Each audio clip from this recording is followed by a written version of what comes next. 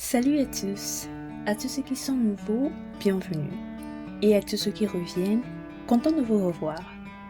Précédemment, nous avons vu que tout ce qui occupe la première place, qui est la place de Dieu, dans notre vie, devient une idole qui dilue et rend impure notre adoration. Et ainsi, nous avons vu que Dieu nous demande de les considérer comme sales et ignobles, et de les rejeter sans hésitation de nos vies, afin que notre adoration soit parfaite. Aujourd'hui, nous allons explorer l'exemple biblique de Rachel, femme de Jacob, qui s'est accrochée aux idoles, pour voir à quel point associer des idoles à votre adoration peut entraver votre accès aux choses auxquelles Dieu vous a appelé. Alors, commençons. La Bible dit qu'après des années passées au service de son oncle, Laban, dont il avait épousé les filles Léa et Rachel, à Padan-Aram, Dieu dit à Jacob, fils d'Isaac, « Retourne au pays de tes pères et dans ton lieu de naissance, et je serai avec toi. » En effet, tout comme son père Isaac, Dieu voulait que Jacob reprenne son adoration, qui s'est détériorée au fil de ces années à Padan-Aram. Et la Bible dit qu'après avoir consulté ces femmes qui acceptèrent de partir avec lui, avec leurs enfants, Jacob emmena tout son troupeau et tous les biens qu'il avait accumulés à Padan-Aram pour aller chez son père Isaac au pays de Canaan, sans s'en informer Laban. Cependant, avant de partir, la Bible dit que Rachel déroba les téraphim, en parenthèse, les idoles, de son père.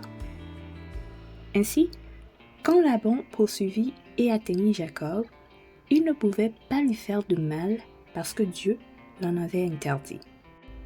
Mais il lui demanda quand même pourquoi il lui avait dérobé ses dieux. Quelque chose que Jacob nia de tout cœur en lui permettant de fouiller ses biens et tout ce qui était avec lui, tout en déclarant que celui auprès duquel les téraphim seront trouvés périra. Étant celle qui les a volés, Rachel, lors de la perquisition, a non seulement réussi à les cacher, mais a également mentir à son père pour l'empêcher de les retrouver. Néanmoins, même si elle pensait peut-être avoir échappé d'elle, elle s'était en fait creusé un trou. Il convient de noter que Rachel était pleinement consciente que Jacob servait l'Éternel.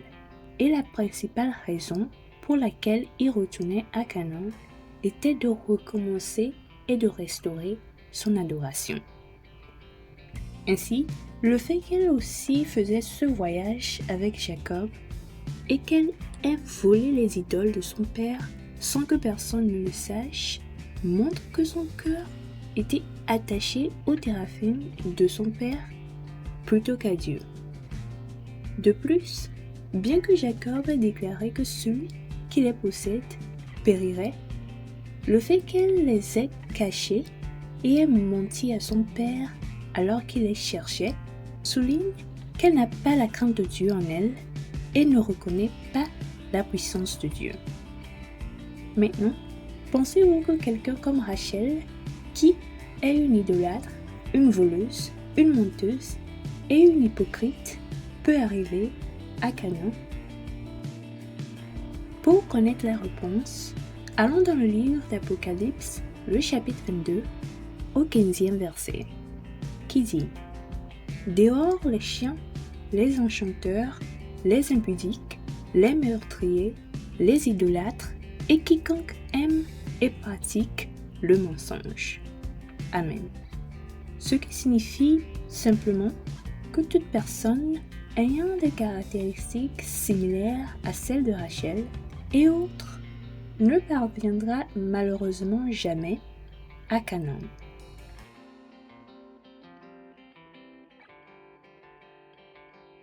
Bien-aimés en Christ, en étant chrétien, en voyage vers le royaume éternel du Seigneur Jésus-Christ, vous devez vous battre pour préserver votre adoration dans la pureté, afin qu'un jour vous puissiez franchir avec succès la porte du ciel.